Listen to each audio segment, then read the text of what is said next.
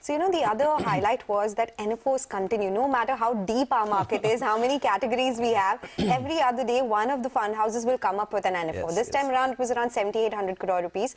But largely, it was led by one category. It was multi-asset funds.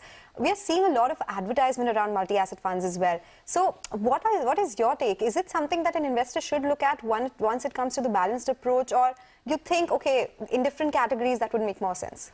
Look, in some ways, the story of mutual funds in India is also the story like an FMCG firm. What is out there on the shelf, जो दिखता है वो मिलता है और जो मिलता है वो बिकता है, right? So that's the whole catch line out there, and that also happens with start asking them what are your ad spends like, like how we ask these FMCG companies. Fund houses make extra effort to reach out to distributors. Distributors make that extra effort to take that NFO, that theme.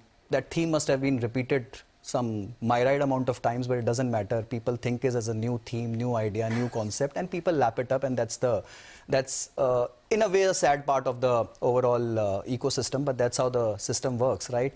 On the multi-asset side, it's a great category, no two doubts about it. If someone wants a flavor of equity, debt, commodities, all three put together, and now what different fund houses are doing it, they're mixing it up in different ways. Someone is saying I'll keep commodities at 10%, someone is saying I'll put REITs and InvITs in it, someone is saying I'll take commodities higher and I'll keep debt lesser, and whatever, some different variants and formats of it. So it's a good dish to have in your plate, but I'm not sure whether that should be like the largest dish on your plate. Honestly, I still think one sad part is that large cap categories are seeing outflows, and I think personally that it is time that investors again believe in the power of large caps and start moving in more monies towards large cap. So that I think is not happening right now. Okay, so just one follow-up. If this dish is served in the name of multi-asset funds, should they go ahead and eat it?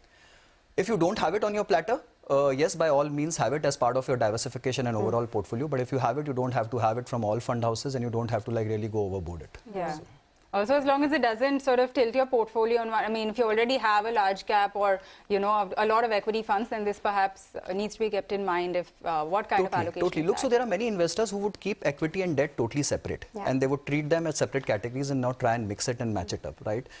If you are in that category, you might as well continue doing that and keep equity and debt separate. But there are a set of investors who think diversification and asset allocation is best left to a fund manager, and it's not my prerogative. So I, as an investor, will give the money to a fund manager and let him put across equity and debt and manage it. So if you are in that category, or if you are a different risk profile client, or if you have a different type of goals, perhaps maybe you have that multi-asset, but otherwise I think having equity and debt separate is good enough in any portfolio. Okay, got that.